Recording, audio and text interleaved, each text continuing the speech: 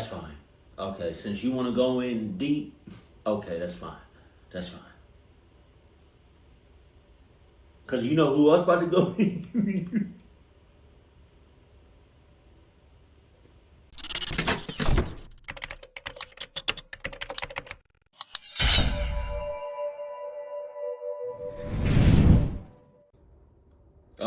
Okay. A few things. One, my wife is asleep. All right. Two, I got company over. They sleep. Three, it's the middle of the night. Four, I'm hella tired. But let me lock in.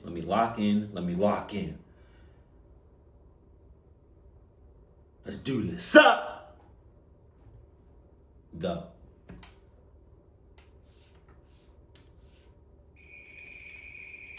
Got your snacks. Happy Thanksgiving. Cuddle Buddy and Adidas. Come on. What's up, Mike? This happened during spring break of my junior year of college. Right.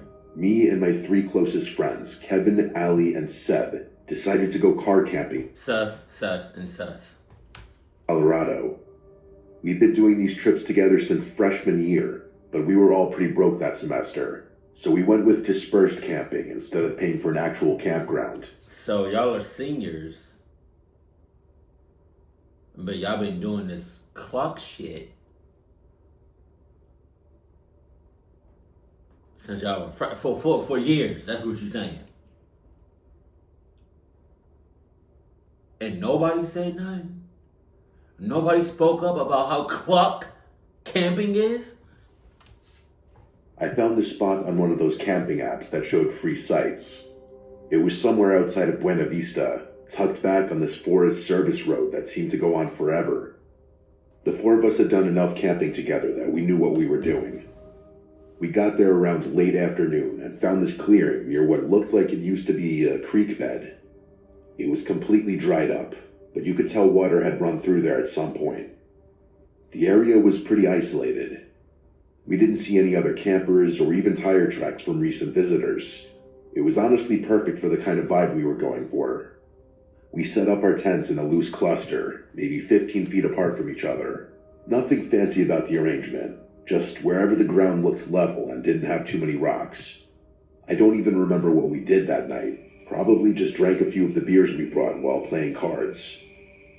We were all pretty tired from the drive, so we called it around 11 and went to our separate tents. I remember sleeping really heavily that night, which was weird for me to begin with, but especially during a camping trip. Usually, and this is when I'm sleeping on a comfortable bed in a climate-controlled room, I wake up multiple times from being cold or needing to pee or whatever else. Point is, I'm a very light sleeper, and during a camping trip, forget it. I'm used to waking up at least 3 times. But that night, I felt completely knocked out, like I'd taken a sleeping pill or something. When I woke... Or maybe somebody slipped something in your drink. Next morning, something felt off immediately. I unzipped my tent to get some fresh air, and then I just froze. I noticed it immediately. All 4 of our tents had been moved. Oh. Like not ruffled or roughed up by an animal, actually moved. They were arranged in this perfect square formation around a pile of stones that definitely hadn't been there when we went to sleep. What the hell? Oh, shit. Part of me felt like I was still dreaming. That's how bizarre and borderline unbelievable the sight before me was. Each tent had been relocated maybe 20 or 30 feet from where we'd originally set them up. But that's not really what freaked me out.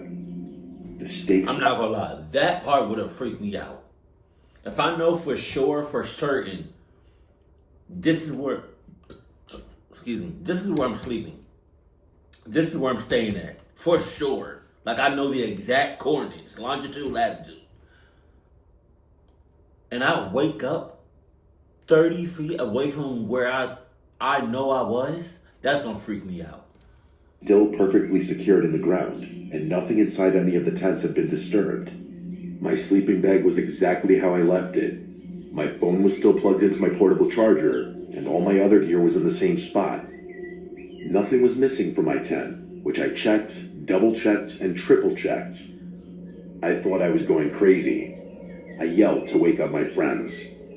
Kevin was the first one to emerge from his tent, and I didn't even have to explain the situation to him. I could see on his face that he was experiencing the same confusion I was. Allie and Seb crawled out a few seconds later, and as I watched them take a look around at the campsite, it was the exact same thing. None of us remembered anything. But then Allie mentioned that she'd had this really vivid dream about walking in a line through some kind of desert landscape while someone counted her steps out loud. And then Kevin chimed in, saying he had a dream about being in the army, marching alongside his fellow soldiers.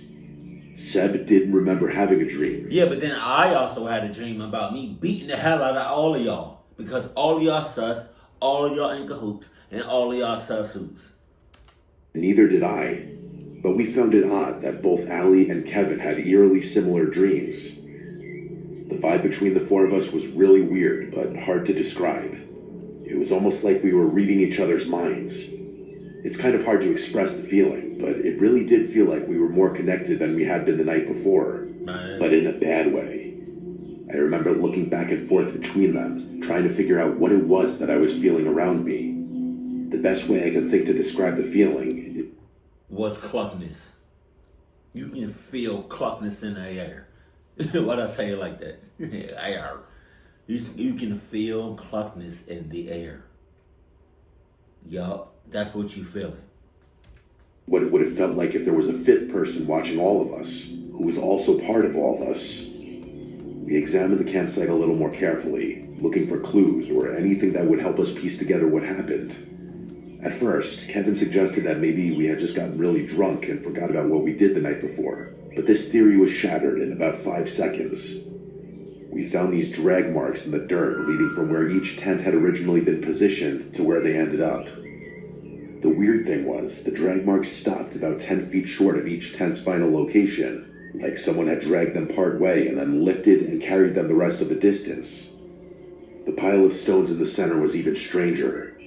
There were exactly 4 stones, and they were balanced on top of each other like some kind of sculpture. It actually would have been pretty were it not for the circumstances. Kevin walked over to get a closer look, and as he was leaning in to examine the top stone, he tripped and ended up knocking the whole thing over. The stones just kind of tumbled to the ground, nothing dramatic. For a second, the 4 of us just stood there in silence, staring at the scattered stones. And then things went from a 5 to a 10. At the exact same time, all 4 of us started hearing this low rumbling sound coming from somewhere in the distance. Okay. It sounded like rocks grinding against each other. Not like an earthquake or anything, more like an old stone door being pushed open. Hearing that sound kind of sent us into a panic, and we all just started packing without even...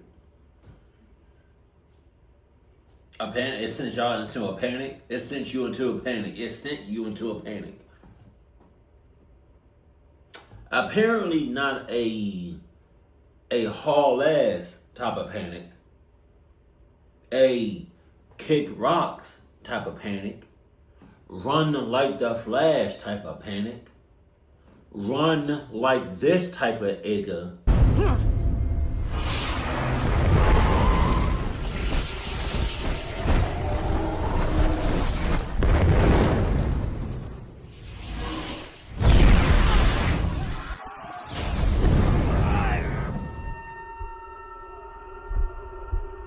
Type of panic. But let's hurry up and gather our things type of panic. Okay. Because on me, if I would have woke up and my tent was moved 30 feet, I'm hauling ass. Discussing things. Like I said before, it felt like we were reading each other's minds, and that also applied to our feelings. I could feel my friend's fear, and I knew they could feel mine. It was really freaky, 10 times freakier than it had been not 2 minutes ago. I don't think I've ever packed up a campsite so quickly in my life. Realistically, we were out of there in under 5 minutes, but it felt like an eternity in that moment. I'm not going to harp too much on what happened. I really don't like thinking about what happened that night, and I'm worried that if I think too much about it, it'll go from being a fever dream that sort of sits in the back of my mind to something more real. That was 5 years ago now. The four of us don't really see each other anymore, but I guess that's kind of how it goes as everyone gets older. Kevin moved to Denver after graduation. Allie's in grad school in California, and I think Seb moved to Chicago with his girlfriend. We keep in touch, but we've never really talked about that night since. I kind of feel like somebody was in cahoots, though. I don't know. My name is Simon. This happened last summer when I was 23. My girlfriend Cadence and I had been planning this camping trip for months. Just the two of us, no cell service, no distractions. We'd been together for about 1.5 years at that point, and honestly, things had been getting a little stale. Not bad, just routine. We figured a weekend in the woods would be good for us. Wow! Wow! Wow, wow, wow, wow, wow, wow, wow. Out of all the things you could have picked on this planet, out of everything you could have picked, y'all both agreed on camping to spark the relationship, to spice up the relationship. Okay. You gonna get sparked on that ass. We picked a spot in the Uwharrie National Forest in North Carolina. I'd been looking at different locations online for weeks, trying to find something that wasn't too crowded but also wasn't completely isolated. The place I settled on was this campground about 3 miles down a Forest Service road. According to the reviews, it had maybe 6 or 7 sites total, and they were pretty spread out from each other. We left Friday afternoon around 3, stopped for supplies at a grocery store near the forest entrance, and made it to the campground just before sunset. The road getting there was rough, lots of potholes and loose gravel, but my truck handled it fine. When we pulled into the main clearing, I was honestly pretty satisfied with my choice.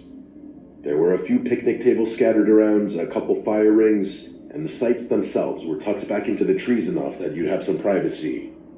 We drove around slowly, checking out the different spots. Most of them were empty, which was good. We passed one site that had a blue sedan parked there, but I couldn't see anyone around it. Cadence pointed to a spot at the far end of the campground, right where the road dead-ended into the forest. It had a decent clearing for the tent and was positioned so that the trees blocked the view of the other campsites. We spent the next hour setting everything up. Cadence is one of those people who's really particular about how things are arranged, so I mostly just followed her instructions. By the time we were done, it was starting to get dark. I got a fire going while Cadence made sandwiches, and for a while, everything felt exactly how it was supposed to. We were sitting there drinking beer, watching the flames, not really talking about anything important, just existing together, which I think was kind of the point. Around 10 or so, Cadence... Yeah, well, I hope you exist with me when cluck shit starts to pop off and I'm hauling ass. You right there beside me. On everything. Brush her teeth at the spigot near the picnic tables. I stayed by the fire, poking at it with a stick and finishing my beer. That's when I noticed someone standing at the edge of our site, just beyond where the light of the fire reached. I jumped a little, I'm not gonna lie, because I genuinely hadn't heard anyone walk up. The guy apologized for startling me and said he was camped over in the blue sedan and that... Are you sorry? Do you mean that apology? Do you? Really? Because how long were you standing right there for? A minute? Or 30 minutes? Like, let me know. Wanted to introduce himself. His name was Aiden, and he looked to be about 30. He had this really intense way of maintaining eye contact that made me a little uncomfortable, but I obviously wasn't going to say anything. Cadence walked back toward us, and I could tell from the way her hips were swaying that she was not pleased with the interruption. Aiden noticed her, turned, and said she picked a good spot, real secluded. He mentioned he was solo camping, trying to get away from people for the weekend, which seemed... Yeah, out. What the? You sus. You sus. You sus. You want to be away from people, but then you're watching me from a distance in the dark. contradictory since he was literally standing at our campsite making conversation. And by the way, as soon as Cadence walked back, I didn't exist anymore. This guy Aiden's full attention was on my girlfriend, which wasn't exactly surprising, but weird as hell. We talked for another minute or two, and by we, I mean he talked at Cadence while she just gave him awkward reply after awkward reply, waiting for him to get the hint. Eventually, I butted in and told him we wanted to get some sleep because we were waking up early, and that got him to leave. As soon as we walked into the darkness, I noticed he didn't use a flashlight or anything, which I thought was a little odd. Cadence and I agreed about the weirdness of the whole thing and decided to try and forget about it. That sounds like you're not fully prepared. That sounds like you're not prepared to whatever might happen. When in reality, y'all should have been prepared the whole time because you're outside in the damn woods.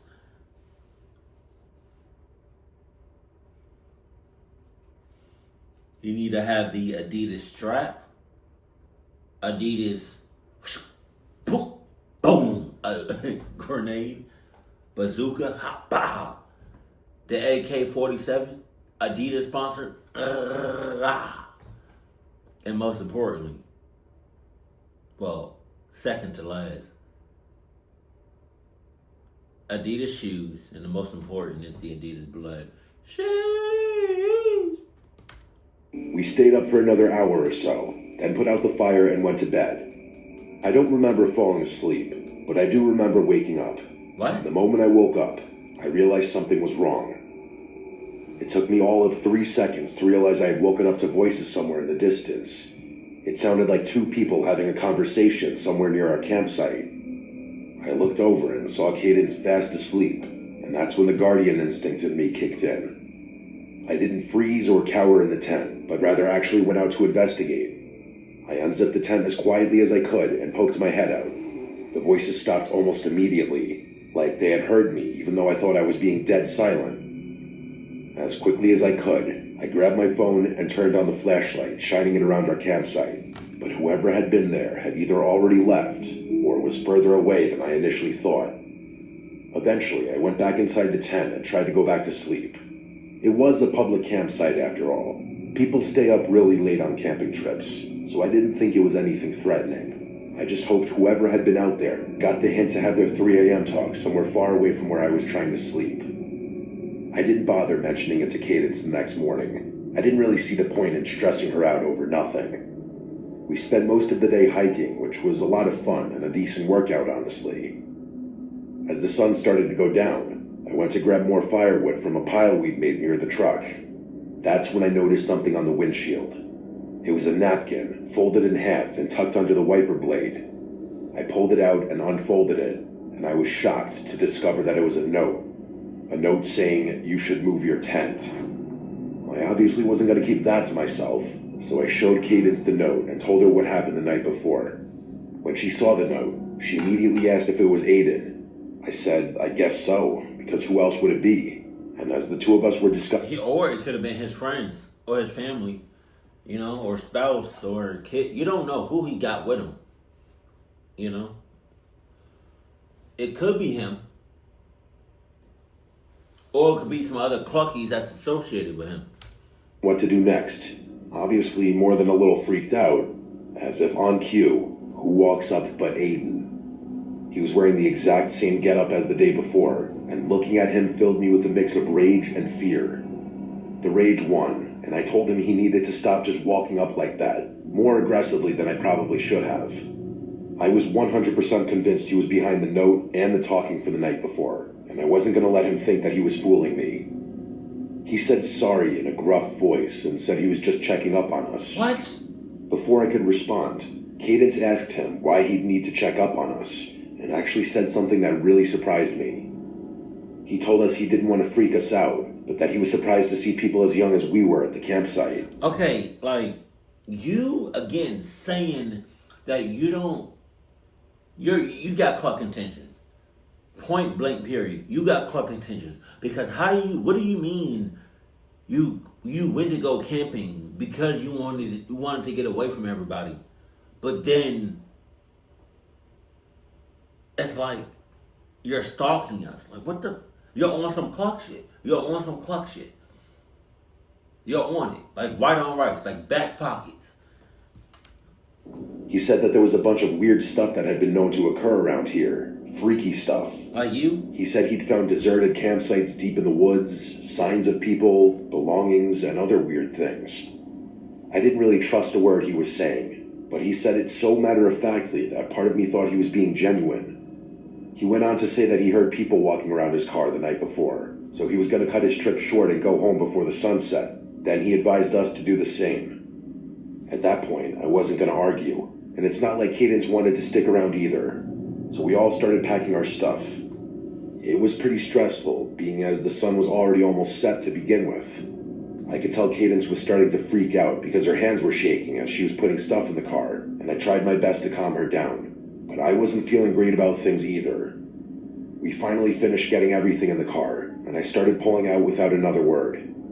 The sun was basically set at that point, and it would probably be fully dark in a few minutes. But as I was driving out, I noticed Aiden's blue sedan was still in his campsite, which I found strange. I saw Aiden crouched down near one of his tires, so I actually stopped my car. I asked him what he was doing. You were so close to leaving. You were so close. You were so close. Unless it was a trap, you were so close. You were so close. You were so close. You were so close. Oh my God. You were so close. Pause. Stepped back from his car to reveal a massive gash in the tire. Something that was definitely done deliberately. There was no question about it. Kaden said holy and I was pretty shocked to see it as well. I didn't know what to do. At first, he asked... You don't know what to do? How about leave? You know? How about say cluck you in all of this and leave? You know? Do one of those things that you do with your back tires and it's like it makes like the back wheels be burning, so it kicks up dust or whatever you're on right now. So in this case, it'll kick up like rocks and dirt and stuff. Do that. So get all up in his face and leave. To give him a lift, but Cadence whispered that she wouldn't be comfortable with that, so I told him I couldn't, which led him to ask me if I would call the police for him as soon as I got service, and I told him I would. I pulled out of the campground and started down the dirt road.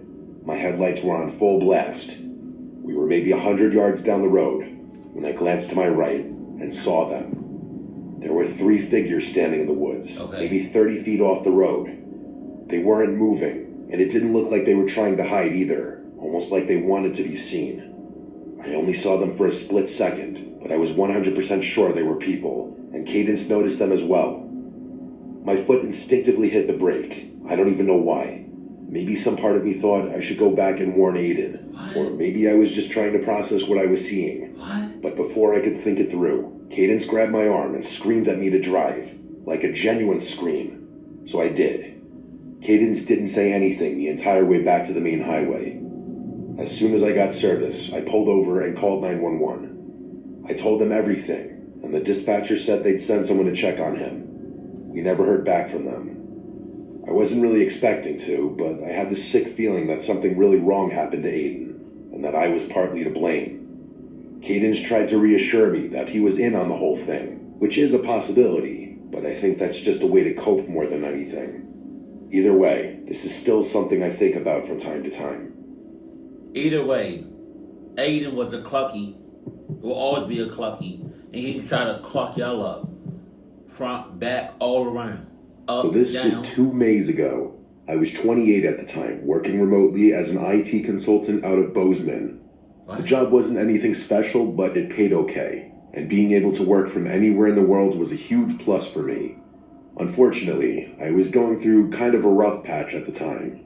I'd just gotten divorced about 3 months earlier, and I wasn't handling it well. Aww. Nothing I tried was working, and believe me, I tried everything. It seems a little foolish and naive looking back, but at one point I was convinced I'd spend the rest of my life in misery unless I did something drastic. Like go off the grid and spend a few weeks in the wilderness type drastic. So that's kind of what I did. Camping has always been a big part of my life, so trekking out in the wilderness all alone isn't actually as crazy as it sounds, at least for me. Yes, it is. It definitely is as crazy as it sounds. It definitely is. You're as crazy as Clark. What you're doing right now, you could have done anything else. Anything else. Hell, you could have been in your house having a VR headset and camp. You could have done that.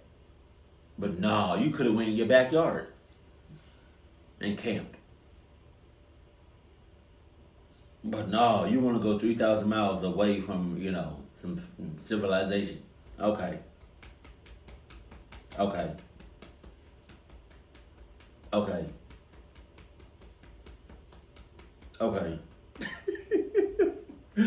Cluck you. I was so ready to but then I realized I got kids watching me. So cluck you. I'm actually a lifelong scout. Couldn't make Eagle quite in time, but the point is, I know my way around wilderness better than most. I've got my old man to thank for that. I didn't want to go anywhere where there'd be other people around, though. That would have defeated the whole point. Right. I needed to be alone, so I did what any reasonable person does at 2 a.m. when they can't sleep. I went down the internet rabbit hole. Eventually, I found this old Montana backcountry camping forum that had a bunch of posts about some unofficial sites in the Helena, Lewis, and Clark National Forest. The what? So right then and there, I made the decision. The next morning, I planned everything out. The only person I told where I was going was my brother, and I didn't even mention the specific spot to him. At least you told somebody where you are, where you're going. At least you did that. A vague description of the general area. I had a bunch of PTO saved up, so missing a week or so of work wasn't the end of the world. If I'm remembering correctly, that was a Tuesday, so it must have been a Thursday by the time I had my truck fully loaded up. I had enough supplies to last me the full week and then some. Freeze-dried meals, water purification tablets, a first aid kit, and all the other essentials. And of course, my Remington 700. I'm not a gun nut or anything, but you don't go that deep into the Montana wilderness without protection from wildlife. The drive out there was about 4 hours from Bozeman. First 3.5 were easy. Highway to county road to Forest Service road. That last bit though, what a headache. My GPS kept trying to reroute me because the service road I needed wasn't in its system. After some painful backtracking and double-checking the descriptions of some of those online posts, I found this overgrown trail that seemed to match up with what someone had written. Twice I had to stop to move branches and other debris that were blocking the path. My truck's a decent 4x4, but I was starting to worry about getting stuck. I drove along the path until it was impossible to go any further, at which point I just shut my engine. I knew I'd have to reverse out of there when the time came to leave, but I had been prepared for that, so I wasn't too concerned. As soon as I stepped out of my truck, I was pretty confident I was in the right spot. But that far into the wilderness, there's not really a right spot since everything's as remote as everything else. Either way, I was pleased. There was a clearing not too far from the cluster of trees I had parked in front of, and it looked like a perfect place to set up camp. Except there was already a tent there. Okay. I noticed it almost immediately. It was this old olive green tent that looked like it was from the 80s. My first thought was that someone else had found those coordinates, but the tent looked like it had been there for years. There was actual mold growing on the seams, like visible from 20 feet away kind of mold. I walked over out of curiosity. Man. I probably shouldn't have, but whatever. I called out a friendly hello and waited. See, now you saying, but whatever is going to get you clocked up more than once in life. And this is probably one of them. Saying, oh, well, whatever. Okay, whatever to this.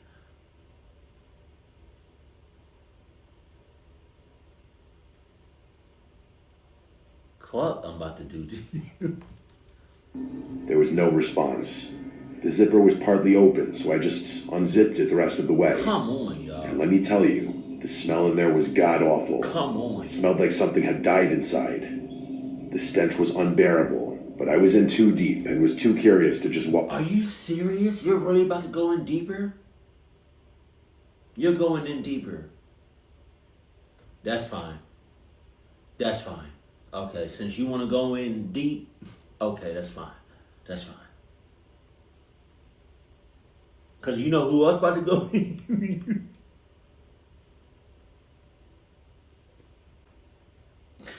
You know who else about to go in deep?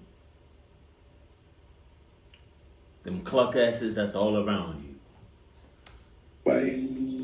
I looked around the tent and saw an empty sleeping bag, some soup cans, and a little notebook. I withstood the nastiness just long enough to grab the notebook and reach my head back into the pure air. There wasn't anything else in the tent besides what I already mentioned, so I didn't see the need to keep investigating. But something was making that smell, which I didn't really understand. But anyway, after stepping out of the tent, I started flipping through this little notebook and immediately realized what it is. Pages and pages of tally marks. There must have been hundreds of them in there, all in groups of 7. The last page had 42 groups, which is over 8 months. I wasn't really spooked at that point, more so curious and kind of excited to have stumbled upon my own little mystery. But after flipping through the notebook a few times, there wasn't really much else to do. I ended up keeping it. What was I going to do, return it? Keep it. But anyway, I decided to set up my own camp on the opposite side of the clearing. A decent distance away from the tent, but... Keep it? Keep the book? Keep the note thing? So now you stealing. Okay. It's enough to keep an eye on it. I didn't like the thought of letting it out of my line of sight. As I settled into the spot and acclimated myself with my surroundings, I realized there were no signs that anyone had actually camped here before. I went for a pretty extensive hike and didn't find any old fire rings, trash, trails, footprints, anything that would even marginally suggest another human. It was a really clear night that night. I remember that distinctly because the stars were incredible out there. The drive and setup had exhausted me, so I fell asleep pretty quickly. I woke up randomly in the middle of the night.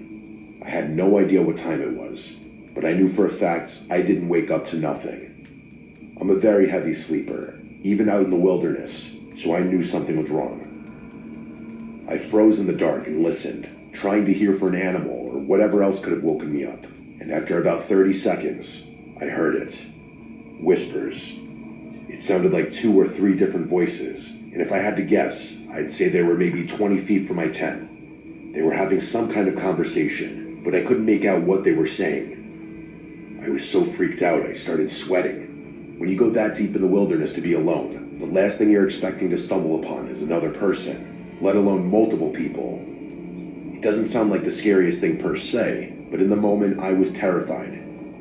I stayed frozen in my sleeping bag, pretending to be asleep. The voices stopped, but I still didn't want to move.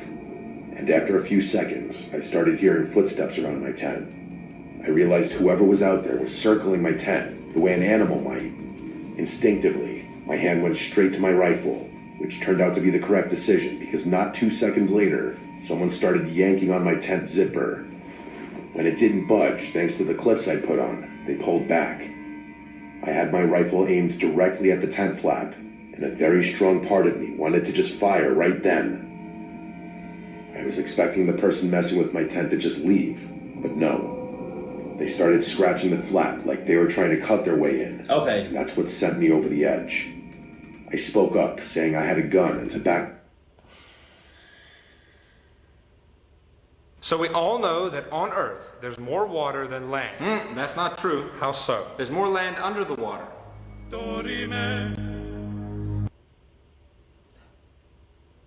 Shut up. Fuck off. The scratching stopped immediately. There were a few seconds of complete silence, and then I heard footsteps. Multiple sets of footsteps running away in what sounded like different directions. It sounded like at least 3 people, which was somehow 10 times worse than the thought of it being just 2. They didn't all run the same way, which struck me as strange. I didn't sleep much that night, but I felt very safe with my rifle by my side. As soon as the sun rose, I unzipped my tent and stepped outside, making a big show of brandishing my rifle. I immediately looked over at where the old moldy tent had been. It was gone. I walked over to the spot where I knew it had been. There was no ground depression, no stake holes, nothing. The grass wasn't even flattened, but I knew for a fact there had been a tent there. I had stared at it for hours the previous day. What I did find were footprints. Bare human footprints, all around my campsite in a rough circle about 20 feet out. There were tons of them, and they were different sizes, which confirmed to me that there had been more than just 2 people out there. Some of them were also really deep, like whoever made them had been standing there for a long time. One set of prints led over to a big pine tree at the edge of the clearing. I walked over, and that's when I saw them. Fresh cuts in the bark. I knew what they were. Tally marks. 7 groups of 7, and the start of an 8th group. Just like the notebook. I just kind of stood there, trying to make sense of it. The notebook had been counting something for over 8 months, and now there were fresh marks on this tree, right next to my campsite. I didn't want to think about what that meant. It gets much, much worse though, because as I was backing away from the tree, I noticed something else. It was and still is the most disgusting thing I've ever seen. There was a dead squirrel hanging from a low branch a few feet away, tied up with what looked like a fishing line. I'm not squeamish about dead animals, I'm a hunter for Christ's sake, but something about the way it was positioned made me want to puke. I didn't really need any more of an indication. I immediately ran back to my campsite and started packing my stuff as fast as I could. I'll admit that my hands were actually shaking while I took down my sight, and I was having trouble focusing on the task at hand without looking over my shoulder every few seconds. After what felt like forever, I finally finished packing everything and started jogging towards my truck. I threw everything in, jumped in the truck, and started backing out. Part of me thought my tires were going to be slashed or something else, but thankfully my truck was untouched. The path was narrow, and backing out was even harder than pulling in, so the ordeal was torture. It was hell, but I made it, and I don't think I was followed. By the time I made it back home, I decided I wouldn't even bother calling anyone. I did not think there was a point. Like, realistically, what would I even report? It's not like anyone would go that far into the woods to investigate. The thing that freaks me out the most is the sight of that squirrel. No one does that unless they're trying to send a message or a threat. I honestly don't know what would have happened if I stayed another night, or if I hadn't been armed. Yeah, you know exactly what would have happened. Shut the hell up. Shut that all the way up. What are you talking about? You would have been plugged from the inside out. No condom necessary. Dead ass. You would have been clucked up. Moral of the story is, don't go camping. And if you do go camping, go in your backyard. If you don't have a backyard, do like the VR thing. If you don't have that, go to sleep and just have a dream and picture yourself. Just don't go 1,000 miles out next to nothing just to go camping. Don't do that. That's what I'm saying. Don't do. But you know, to each his own. Keep it cool. Keep it classy.